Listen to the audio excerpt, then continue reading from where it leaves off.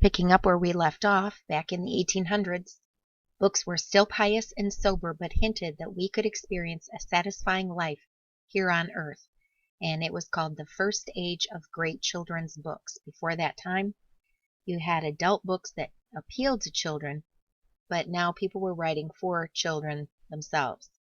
Jules Verne, probably a name that you recognize, with 20,000 Leagues Under the Sea, Around the World in 80 Days. Notice that's early science fiction. Anna Sewell with Black Beauty, and Kenneth Grahame, The Wind in the Willows. All of those books are still read today. All right, now we come to series writers. You have Oliver Optic, who really is William Taylor Adams, that was his pen name, wrote more than 100 books. Think about it. They didn't even have computers or word processors back then. That's pretty amazing. Excuse me. The Boat Club was the first of a series of 6. Louisa May Alcott, I think you recognize her name. She wrote about a happy home life, novels harsh but honest, and again, those are still read. Her publisher, remember, marketing plays a big part in this whole business, encouraged Alcott's writing to compete against Optic. And then you have Horatio Alger, estimated that he wrote 119 novels. He wrote about broken homes, romantic fantasies, and it says now they're only read by specialists, considered a predecessor of adolescent lit. Ragged Dick, or Street Life in New York. You have a rugged bootblack, smokes and gambles occasionally, but possesses essential goodness. A little boy falls overboard. Dick saves the child. Grateful father rewards with new clothes and a better job. So it's not rags to riches, but it is rags to respectability. Martha Finley. Notice she wrote the Elsie Dinsmore books, and people still read those today. We went through this, and even though I've never read them, one of my students one time said that she had read them and enjoyed them. And I noticed that if you look online, sometimes they have been republished so that they're updated a little bit and look more appealing today. So, girlhood to grandmother, Elsie exhibits virtues no matter what happens to her. And then Sarah Coolidge wrote about what Katie did. Tomboy Katie Carr pulls lots of pranks. All right, keep in mind Oliver Optic, Horatio Alger. We'll see them in a little bit. All right, the domestic novel. A young orphan girl placed in the home of a relative or benefactor meets a dark, handsome man with shadows in his past, not to be trusted, but worthy of redeeming, converting. The domestic novel preached morality, a woman's submission to man, the value of cultural, social, and political conservatism, a religion of the heart and the Bible, and the glories of suffering. It successfully taught and preached traditional values and moral lessons. No tobacco, alcohol, adultery, or divorce were allowed. Now, other than the part about the glories of suffering, there's a lot there that I think would be okay. What about you? We have Elizabeth Wetherall, who wrote more than 20 novels. The first domestic novel was The Wide, Wide World in 1850. Augusta Jane Evans Wilson wrote St. Elmo. Notice that after she wrote this, it had such an impact that 13 towns were named or renamed. Hotels, steamboats, all kinds of things popped up with the name of St. Elmo. And even recently that name has been resurrected again. Only Uncle Tom's Cabin had greater sales. Okay, looking on to the next page here. Excuse me.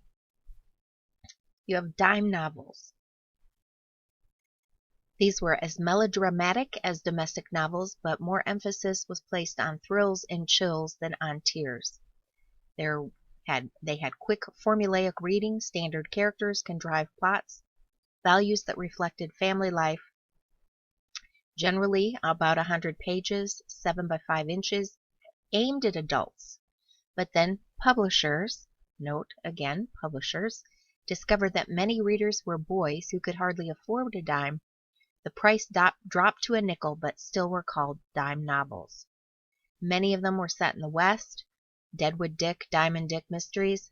A few were mysteries and science fiction. You have Anne Stevens, who wrote Malieska, the Indian wife of the white hunter set in the Revolutionary War period. The bad boy stories. The main character was imperfect, tough, realistic, stories about boys as they were, not as their parents intended them to be. Thomas Aldrich, The Story of a Bad Boy. George Wilbur Peck, Peck's Bad Boy and His Pa. And, of course, Mark Twain with Tom Sawyer and Huck Finn. Many years ago, I'd say about 15 or more than that, we had an incident in the neighborhood where someone was arrested, a neighbor. And out here that doesn't happen often. So it was big news. I told my dad about it. And a week later when he called back, he said, "So how's Peck's Bad Boy?" And I said, "Where'd you hear about that?" And it was just a common expression, Peck's Bad Boy. So there you go. All right, adventure novels. The Boy Immigrants, Treasure Island, Merry Adventures of Robin Hood, Derek Sterling, The Adventures of Sherlock Holmes, Master Skylark, A Story of Shakespeare's Time, Moonfleet. I am guessing that you have probably heard and maybe even read of some of those. Also taking a look at some of those authors, Howard Pyle is still read today, Robert Louis Stevenson, Sir Arthur Conan Doyle. So they're not that far removed from being read and talked about today. Fantasy fiction, we have Lewis Carroll, Alice's Adventures in Wonderland, Rudyard Kipling, The Jungle Book, Joel Chandler Harris, Uncle Remus books. Again, still read today.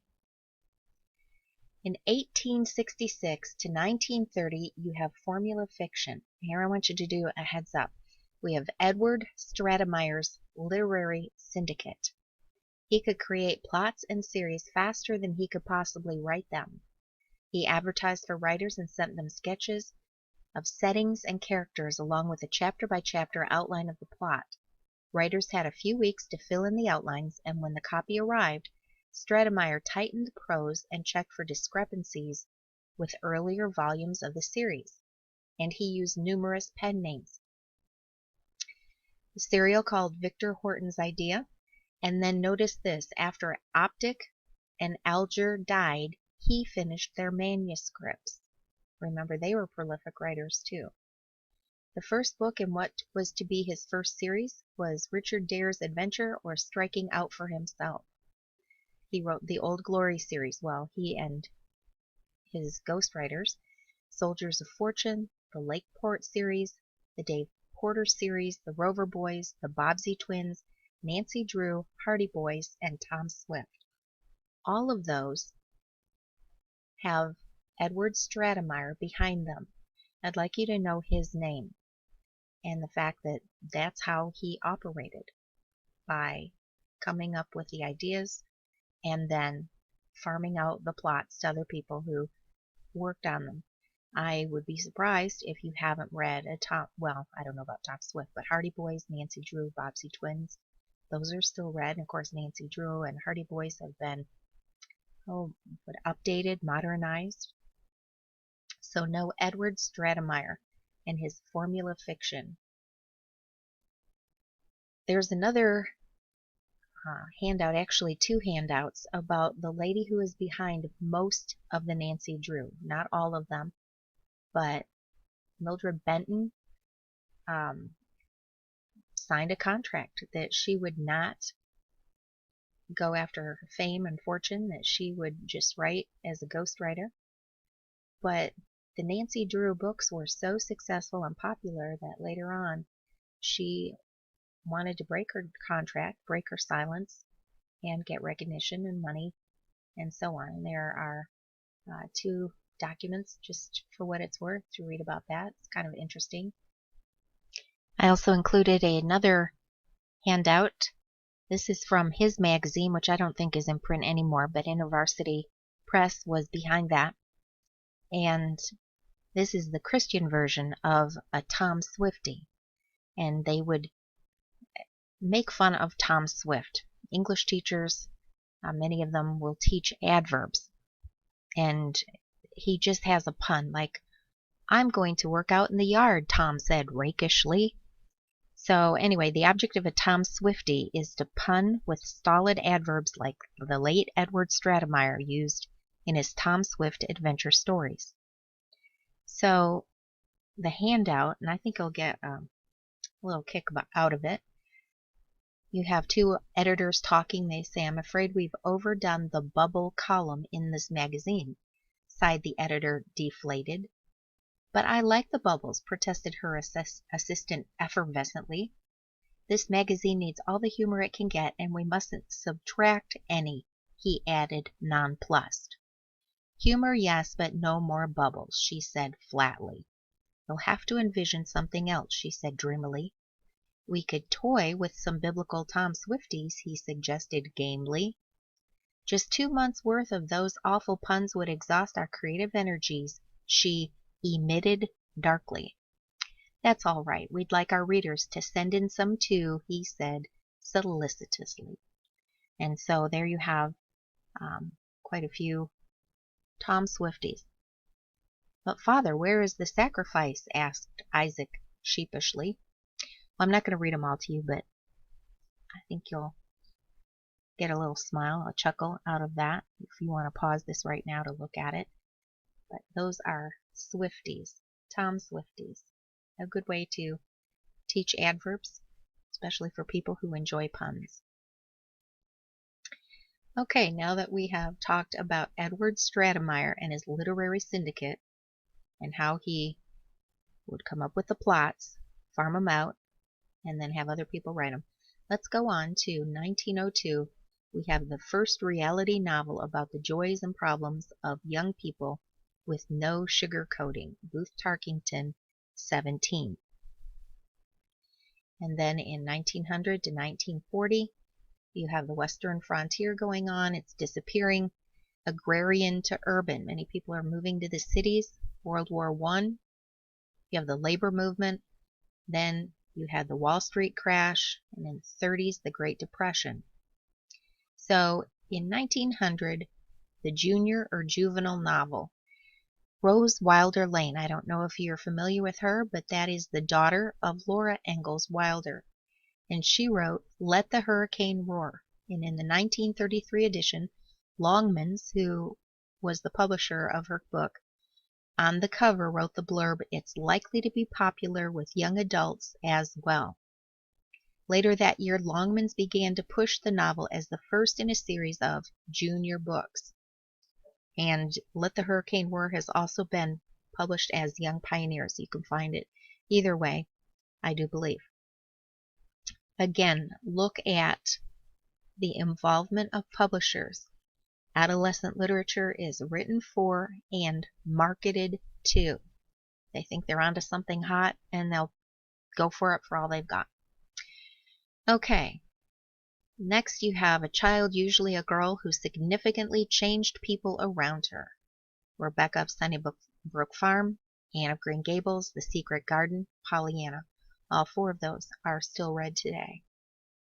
Westerns, if it's disappearing out west, then we want to hang on to that. And of course, there's a fascination. There was a fascination with that. And so you've got several listed here. Zane Grey is still read today. Will James and Smokey the Cow Horse. So some of those are still read today. Sports stories. Again, some are still read today. Maybe you've even read some of those, but that was another category.